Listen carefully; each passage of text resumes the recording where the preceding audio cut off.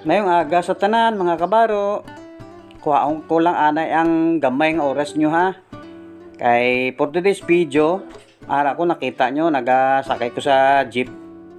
Kay nag-commute ako, makadto ko sa Lacson Street, sa 12th Street. Kay may attended ako nga meeting regarding about sa real estate. Ginapangita ko da sa Lacson ang akon nga sales supervisor nga si Ma'am R. Kay nakita ko sa chat nga ara siya sa Jollibee, Lacson. So kadtuan naton. Kadtuan ko siya para makaupod ako sa ila pagkadto dito sa meeting place. Kay way mo ko kabalo kung di na nga lugar, kundi din ayon nga building. So marili lang kita sa iya kung di kita makadto. At yan na nga, nakita ko nga sila Ma'am R. May kasama siyang isang babae na hindi ko naman siya kilala pero maganda siya.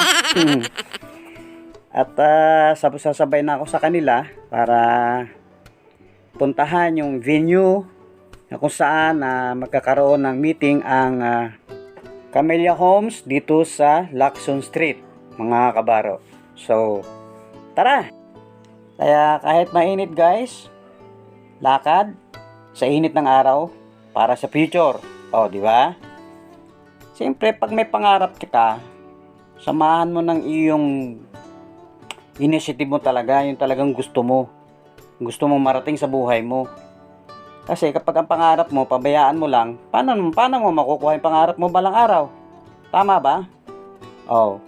Kaya ganun guys, kapag may pangarap ka gawin mo, kahit nasa ilalim ka ng init ng araw, kahit naglalakad ka dyan, birahin mo yan. Kasi grab the opportunity, ika nga sabi nila. So malay mo, magkaroon tayo ng swerte, di ba? Ganun lang yan eh. Pag hindi mo gawin ng isang bagay na gustong-gusto mo marating at tatamarin ka, walang mangyayari po dyan. Diba? So, tingnan mo, sila Ma'am Arlene, yung mga kasama ko, kahit minute, sige lang. Yun, nakita na rin namin si Ma'am Ivy. Isa rin po yan sa nangangarap na balang araw sana ay umunlad ang buhay nila. So, pangarap lang. Gawin natin yung mga pangarap natin, guys.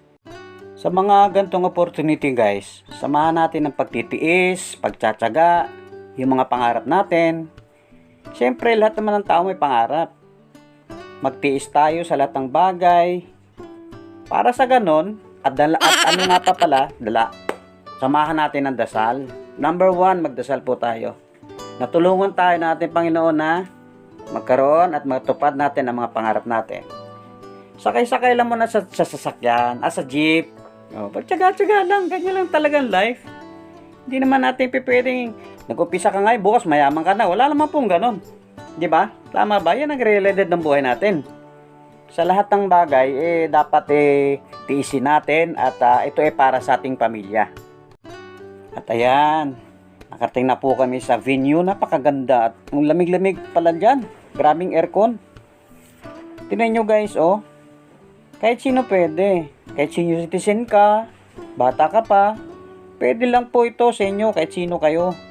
Para lang po sa pangarap nyo. Meron akong nakita nga dyan, may edad na